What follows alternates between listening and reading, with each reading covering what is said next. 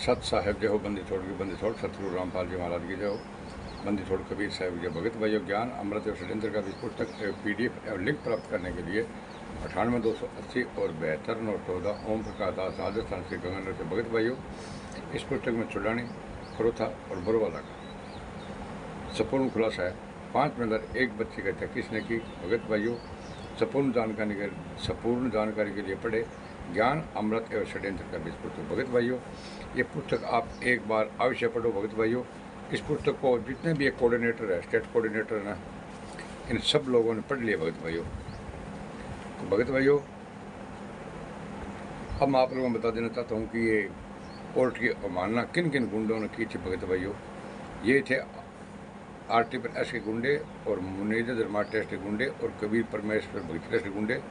इन लोगों ने षड्यंत्र के तहत संत रामपाल जी महाराज की कोर्ट की अवमानना करवाई और संत रामपाल जी महाराज को आजीवन कारावास करवा दिया। भगत भाइयों, मरते दम तक सहश्रम और ये देशद्रोह का भगत भाइयों मुकदमा दर्ज है, जिसमें फांसी का प्रावधान है। वक्त निकलने के बाद में भगत भाइयों पछतावे के सिवाय आपके पास कुछ नहीं बचेगा। इसलिए मैं आपसे हाथ जोड़कर प्रार्थना करता हूँ कि आप एक बार ज्ञान अमृत और षड्यंत्र का पुस्तक अवश्य पढ़े। तो भगत भाइयों, बाबा रामपाल के साथ अन्य अभियुक्तगण जो ट्रायल फेस कर रहे थे, एक आश्रम से संबंधित है, से सतलोक आश्रम बरवाला के नाम से पुकारा जाता है। भगत भाइयों, संत रामपाल जी महाराज पर एक अवमानना का केस चंडीगढ़ हाई कोर्ट में दर्ज है, जिसका वाद संख्या 12/2014, जिसमें संत रामपाल जी महाराज के विरुद्ध चंडीगढ़ हाई कोर्ट ने 5/11/2014 को अजमानती वारंट जारी किया है। 10/11/2014 तक वारंट निष्पादन नहीं होने की स्थिति में न्यायालय ने बाबा रामपाल के विरुद्ध DGP हरियाणा एवं सरकार का गृह सचिव हरियाणा के माध्यम से पुनः वारंट निष्पादन करने के निर्देश के साथ वारंट जारी किया और आगे की तिथि 17/11/2014 निर्धारित किया। भगत भाइयों, इन लोगों ने प्रशासन को अंदर जाने नहीं दिया। निर्देश देने के बाद वारंट निष्पादन नहीं हुआ तो 17/11/14 को पुनः उच्च न्यायालय हरियाणा ने वारंट जारी किया।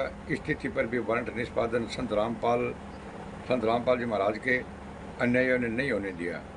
क्यों ये होने कैसे थे? भगत भाइयों, इन लोगों में एक हिम्मत आती कि संत रामपाल जी महाराज को अपने जेल करवाएं और अपने मठाधीश बने।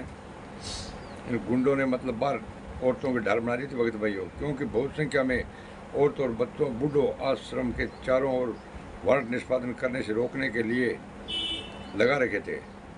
टाबरा ने लुगाया पताया ना आदमिया ने बूढ़ा आदमिया भगत भाइयों आश्रम 12 धारो आदमिया लगा दिया।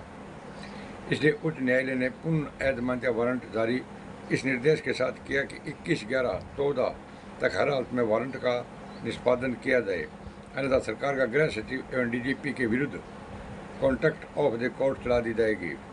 जिसका परिणाम हुआ कि दिनांक 20/11/14 को अभियुक्त संत रामपाल जी महाराज को गिरफ्तार करके उच्च न्यायालय में प्रस्तुत किया गया और उनका जमानत कैंसिल कर जेल भेज दिया गया।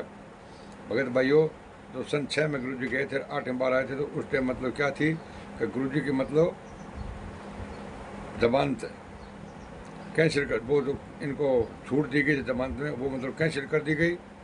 और हरियाणा सरकार ने उच्च न्यायालय के समक्ष अपनी प्रार्थना रखी कि वारंट का निष्पादन करने के संत रामपाल जी के अन्यायियों का अवैधानिक कृत्य के कारण काफ़ी खर्च हुआ। भगत भाइयों, 27 करोड़ रुपया खर्च हुआ संत रामपाल महाराज ने गिरफ्तार करने वाले थे और 40,000 फोर्स लगानी पड़ी और सार्वजनिक संपत्ति काफ़ी मात्रा में बर्बाद हुए।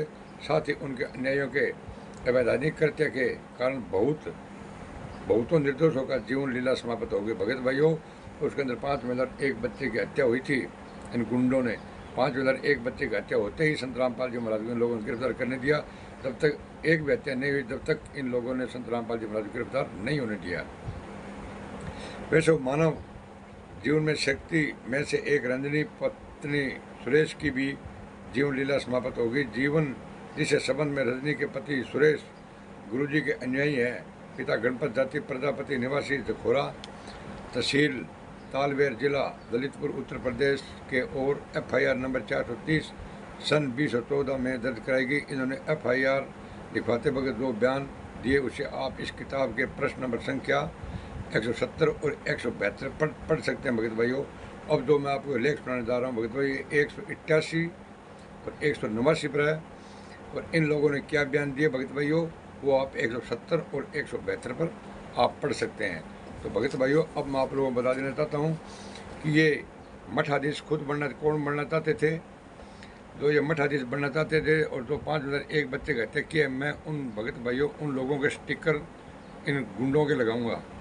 आप उनको पहचान लेना भगत भाइयों, और आप उन गुंडों से सवाल करो कि हमारे को संत रामपाल जी महाराज की जजमेंट की फाइल दो।